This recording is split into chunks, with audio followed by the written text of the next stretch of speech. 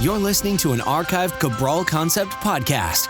After listening to this show, check out the most up-to-date podcasts available at stephencabral.com/podcasts or search directly on iTunes. And now, welcome to the Cabral Concept, where board-certified naturopath and integrative health practitioner Dr. Stephen Cabral shares how he was diagnosed at the age of 17 with a life-altering illness and given no hope for recovery. It was only after studying and traveling all over the world did he discover how to combine ancient Ayurvedic healing practices with state-of-the-art naturopathic and functional medicine to fully rebalance the body and re-energize it with life. It's time to discover how to get well, lose weight, and finally feel alive again. And now, here's your host, Dr. Stephen Cabral. Happy to have you back today. Thank you for tuning in for part 2 of this weekend's Cabral HouseCalls.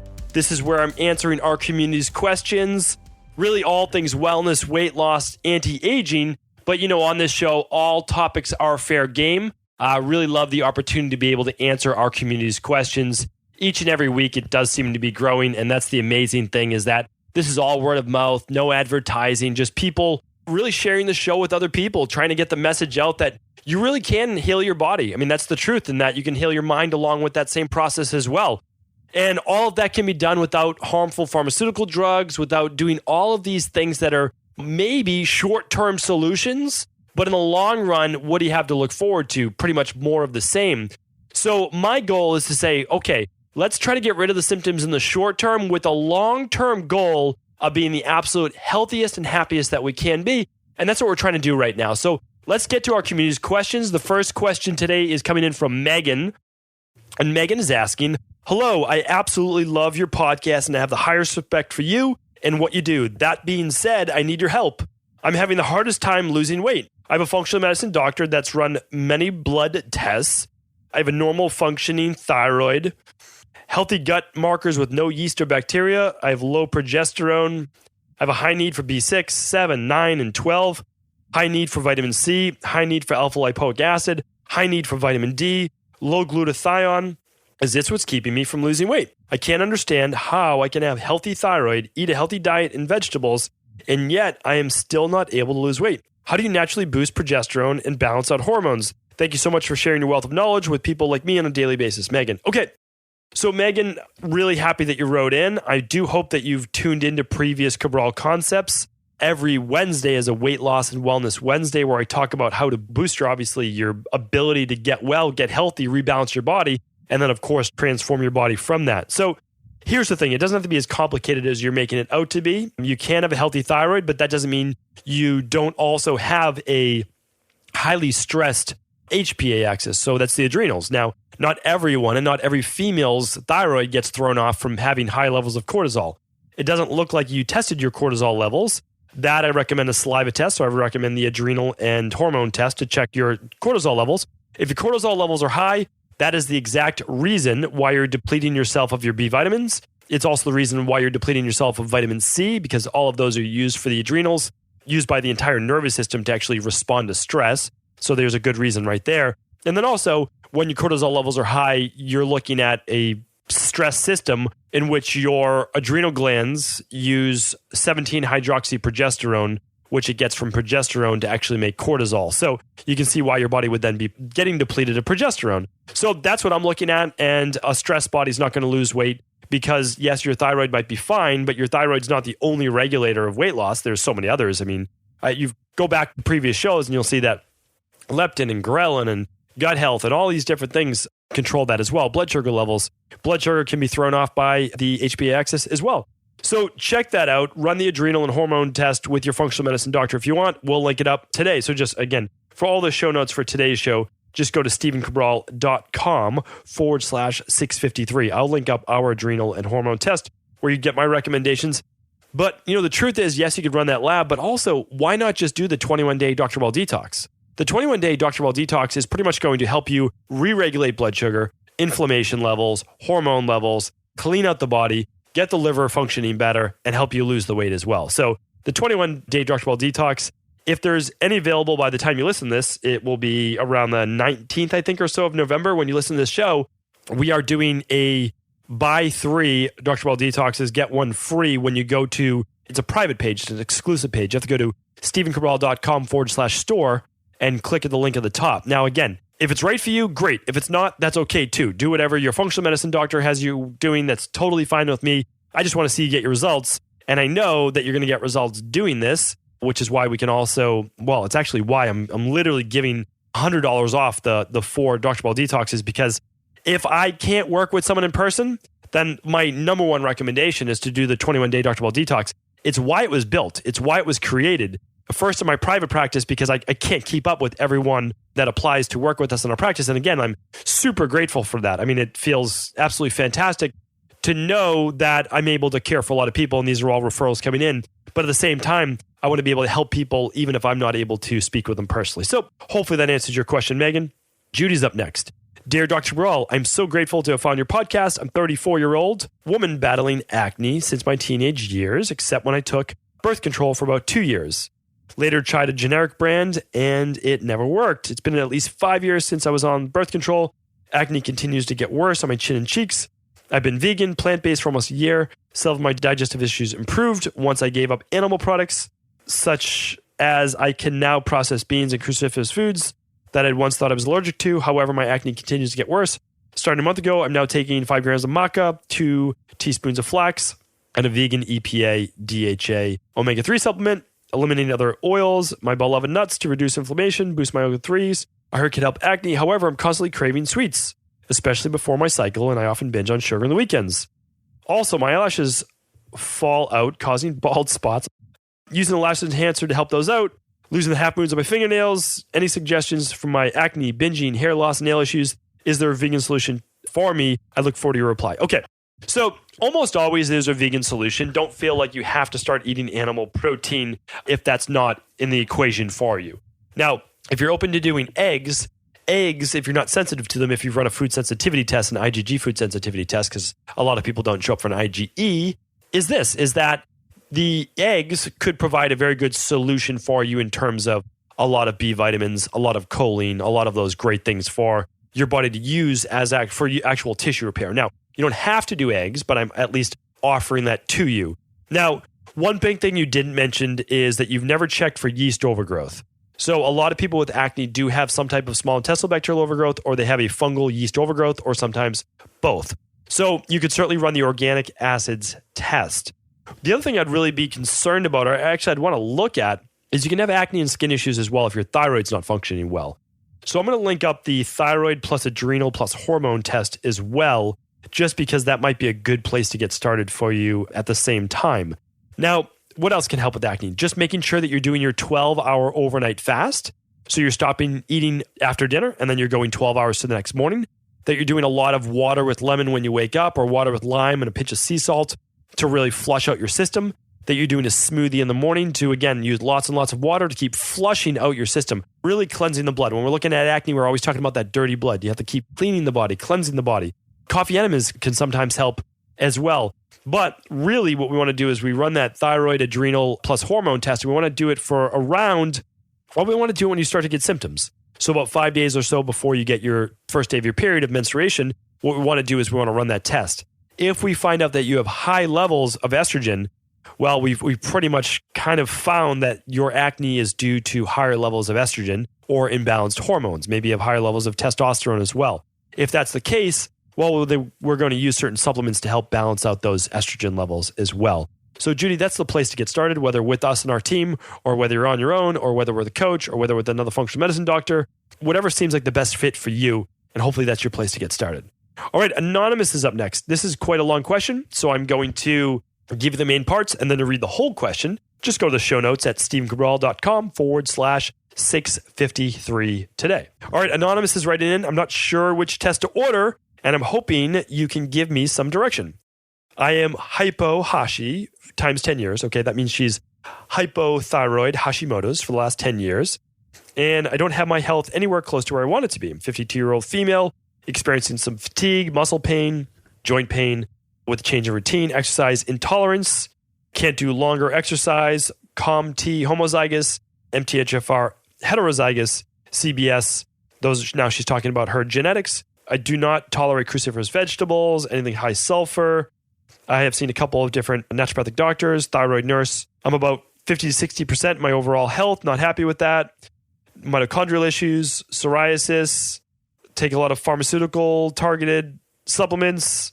Constitution is Vata Kapha, very little sugar, on low dose naltrexone, take T3, might have candida, have migraines, and enzyme methylation-based issues. Okay, so I'm a changed woman in many ways due to this podcast and Motivation Mondays. Thank you for all you do for all of us. All right, thank you very much, Anonymous, for writing in. So here's the thing. This is obviously a very intricate case, and that doesn't mean that you can't be helped, because of course you can. You know, I've had a lot of these same issues in the past. A lot of people I work with have the same types of issues as well. But so I'm going to give you some answers, but really my biggest recommendation is this.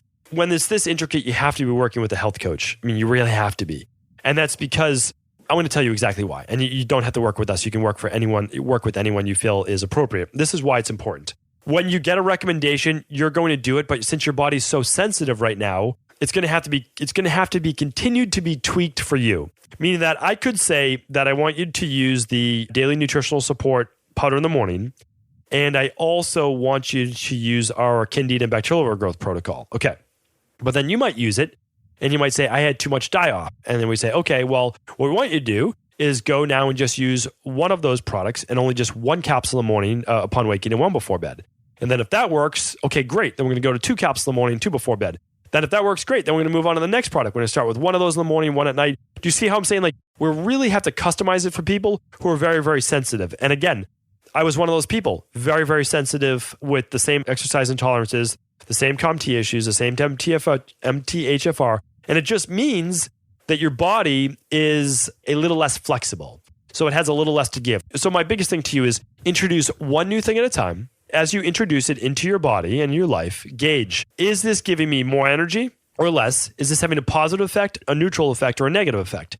And if it's having a negative effect, ask yourself, is it the dosage? Did I just do too much too fast? And if that's possibly the case, stop whatever you're doing for 3 to 5 days, then reintroduce at the very smallest possible dose, which means if you're doing oregano oil, let's say, instead of doing 5 drops or a capsule, whatever it is, you'll just do 1 drop after dinner. Okay, that's it. So what I'm saying is that when you're in this position, you have to work on really one thing at a time, but the overall lifestyle then as well, meaning like the eating well, the going for the walk, the only increasing your walking by 500 steps per day, per week, getting to bed at the same time every night, waking up at the same time every day, making sure you're getting your 12-hour fast, but maybe not longer than that, waking up, having your lime and your little bit of sea salt in the morning, like doing those things to get your body back into balance. My new book, and I wish I had it ready for you, is really going to detail all of this as well. So I know you'll get there, but really working with a coach is going to give you the most benefit. And I just don't feel like I'd be doing you a great service by trying to give detailed recommendations over the house calls. So I apologize. Dominic is up next. Dominic writes in, hi, Dr. Cabral. I enjoy your podcast. After consulting ear specialist, doctor for my 2-year-old recommends adenoid removal. He has fluid in one ear and the other eardrum is inverted. Don't like the idea of my boy being cut open and body parts removed. Is there any alternative? Thank you, Dominic. Okay, so Dominic, I don't know if you hear it in my voice, but we just changed seasons in Boston. And already I have a little bit of this like nasal congestion, a little bit of throat congestion. Here's the deal. I can get my body better in like 48 hours now. Like my immune system is totally changed from when I was younger. But I've had my nasal passages stripped. I've had my adenoids removed twice, believe it or not, even though you're only supposed to have them removed once. The problem was they didn't fully remove the adenoids the first time, believe it or not, when I was 8 years old. I had it done again when I was 20 years old. I had my tonsils removed as well when I was 8 years old. But now, again, my parents didn't know any better, and doctors are just doing what they're taught in medical school. I really wish I never had my tonsils or adenoids removed. I cannot stress this enough. You are not born with extra parts. Your appendix is not extra. Your gallbladder is not extra. 6 feet of your intestines is not extra. A kidney is not extra. Adenoids are not extra. Lymph nodes are not extra. Now, is there a time and a place to remove them when they become infected or it's ruptured or something acute has happened where your life is in jeopardy? Yes, I understand that and I agree with it. What I don't agree with is that we could be doing so much more before the removal of our natural body parts. So now that I had all of these parts literally incised from my body, I don't ever get them back. So it's like a free pass from my sinuses all the way down to my lungs with just basically mucus being produced, dripping down into my lungs, and then me having to clear this from my chest and lungs. It's not ideal. The good news is I now know how to eliminate it within about 48 hours. The bad news is I have a 3-year-old and 5-year-old. Then they're like little pathogens that come home with all these little microbes from school. And I'm introduced to them as well as they're coughing in my face and I'm helping them blow their nose and, all of those things. But again, like I'm half laughing, half joking because everything is good. Life is good. But let's try to help this next generation. So, if I can help it, my girls aren't going to get antibiotics. Now, if they ever need to, life-saving condition, they will. If I can help it, my girls aren't going to have their adenoids removed or their tonsils removed. Again, if I can help it.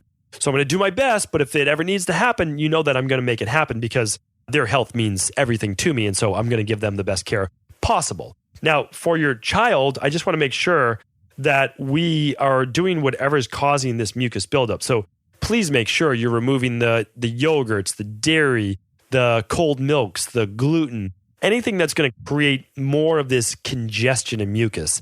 And then I would highly recommend following my ear, nose, and throat protocol, as well as my child immune protocol. I use that for my own girls, my own daughters. That's what I get. And then again, if the GSE drops for the ear don't work, what we do is, and you can do this right away tonight, you can put in 1 drop of hydrogen peroxide, just 1 drop in the ear, just wiggle that earlobe around, let that kill the bacteria that's in the ear, have them flip over, anything will drain out that needs to drain out. And that's a really nice way to do it as well. There's so many great things you could do. You could use a little bit of garlic oil before. Again, I've mentioned these things on previous podcasts. So you can just type in earache, you can type in congestion, you can type in all of these things, and that will help. But basically, it's adding in more vitamin C, it's getting in zinc, it's getting in all these good things that keep kids healthy. All right, Michelle's up next. So Dominic, hopefully that helps. Michelle's up next, and she's asking, hello, I've been prescribed and I'm taking a medication for anxiety, insomnia to counteract the side effects of Vyvanse. The past years, I've been experiencing terrible side effects. And when I questioned my doctor, she told me long-term use is fine. I do not feel well, and as I age, my symptoms get worse, and I want off of this medication. As my doctor does not want me to go off of the antidepressant, anti-anxiety, I decided I would like to take myself off of it, but I would like to ask for your recommendations of how best to taper off.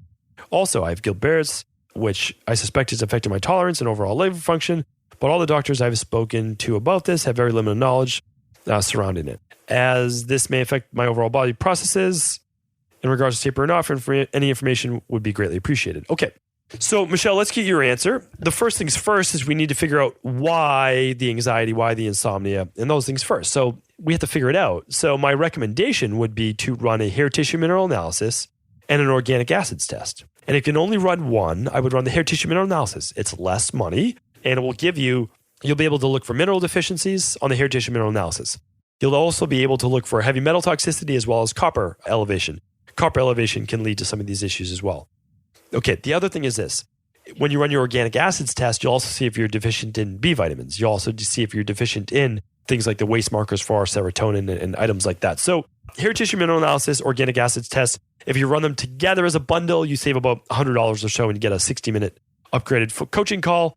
So that's always nice. And you get to look for heavy metal burden, intestinal overgrowth, yeast overgrowth. So, my opinion, find out what's wrong, then start to correct the body. And once the body's been corrected and you get the minerals that your body needs and everything else that it needs, then you can start to ease off the medication. But I always tell people the symptoms are the symptoms, meaning that you have to do something for them. And if you're not going to treat it naturally, you really can't just come off of the medication because then you're still stuck with the symptoms and nobody wants the symptoms. So let's treat it naturally. Let's start to rebalance the underlying root causes. When you get better, then let's taper off the medication very slowly with your PCP. Okay, hopefully that helps. Lindsay's up next, and Lindsay's asking, 2 years ago, I had a Bartholin's cyst surgically removed. I've had the cyst come back a few times since then, but opted to having out of surgery again. I've read about the causes of Bartholin's cysts, but I have yet to find any information on rectifying whatever's going on inside of my body to prevent it from developing. Is the cause diet-based, or is there something else going on inside my body that is causing them to develop? I know there's an underlying cause and would much rather correct my body from the inside out as opposed to having multiple surgeries. Okay, for those who don't know, a Bartholin's cyst is basically located inside of the vaginal opening, and it's actually a gland, and the gland starts to swell. And as the gland swells, it basically fills up with fluid.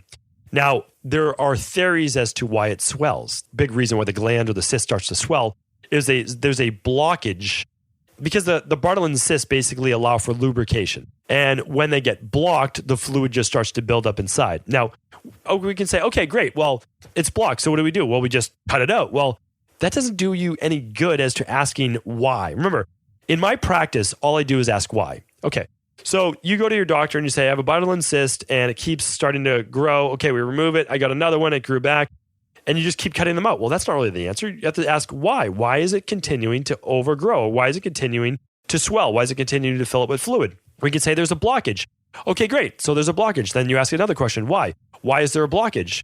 And then now you start to get more to a functional medicine, naturopathic, biochemical, bio-individuality-based level. And this is where we start to do this detective work. And we say, okay, what would cause the blockage? Well, we know that oftentimes along with Bartholin cysts, there's a overgrowth of potentially E. coli, or there's an overgrowth of some type of bacteria. So I would say, okay, great. A lot of people would stop there, but I keep asking why. Why is there E. coli? Why is this overgrowth? Okay, well, we know that a woman's vagina is supposed to be quite acidic. And if it's not acidic enough, then it allows for bacteria to actually flourish. And it's just like a stomach pH that isn't acidic enough. You allow bacteria to start to fester and you allow food to start to ferment there. Well, okay. So now we have an imbalance in vaginal flora, which means there might not be enough acidophilus, enough female, basically, bacteria. That can go all the way back into the gut, into your intestines, since your intestinal tract shares the same flora as the vaginal flora. So we say, okay, now we're starting to ask something. Why would this be? Keep asking why. Just keep asking why. So when you ask why again, we say, okay, well, there might be previous use of birth control, alcohol, poor food combining, stress, Advil, ibuprofen, NSAIDs, or antibiotics. And that allowed for the overgrowth of candida or bacterial overgrowth. And now that is affecting the vaginal flora. If you keep asking why, you may eventually come to your conclusion of what's the imbalances. Okay, so now how do we prove this to you, Lindsay? Well, we can do this. We can run the organic acids test, all right? We can see if there's this overgrowth of candida and of SIBO and of Clostridium difficile, all right? You can also run a stool test. I'll link up both. I'll link up the stool test. I'll link up the organic acids test as well. So the stool test will test for E. coli. It will test for H. pylori, but again, we're really running this for parasites and E. coli. Okay. And you can also run the organic acids test, which is running for C. diff, bacterial overgrowth, as well as fungal overgrowth. Okay. Or if you can't afford those labs, you might then just jump right into the candida and bacterial overgrowth protocol. Okay. That will help as well. But you might want the results. You might want the actual data for yourself. A lot of people love data. I love data. That's obviously why I love this field so much. Like, it never gets old because I love reading labs. It's forensic detective work. And then what can you do in the meantime? Well, in the meantime, you can go on a low inflammatory diet plan. You could do something like the Dr. Ball Detox, which is going to teach you the low inflammatory diet plan, more of the alkaline-based foods. You can do things like, a little bit of green juices or your smoothies to get your pH back in better balance. You can do your greens powders like the daily fruit and vegetable blend.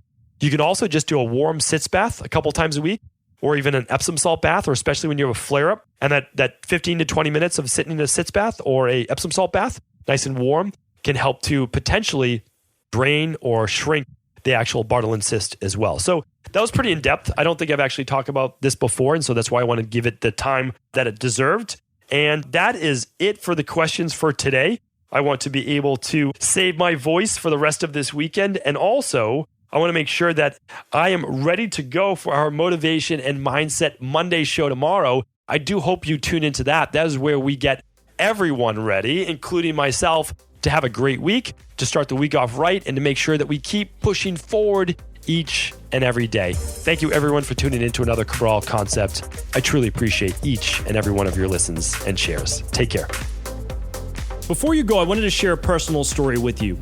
The real reason I began to get well finally is because I figured out what was wrong with me. And that might seem pretty obvious, but I went from doctor to doctor for over 2 years before discovering at-home functional medicine lab testing.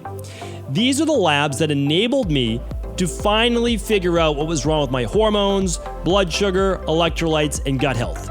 And once I knew what was wrong, I could then follow a proven plan in order to rebalance my body from the inside out. This is why I believe so strongly in functional medicine lab testing and why I've made it my mission to share these labs with the world. Now at equa.life, you can order an at-home lab test or lab bundle for you and your family and be able to complete it within the week. Plus, the EquaLife difference is that you're not left to try to read and figure out these labs on your own. We explain what your lab numbers mean, what they mean in the much bigger picture, and then how to go about rebalancing your body in order to heal. To see our full selection of lab tests or to set up a free lab selection call to find out what labs may be best for you, simply head on over to equa.life/labs. And do remember, we ship these all over the world. To find out more and to set up your free lab selection call, simply head on over to equa.life/labs. That's EQUI.LIFE/labs.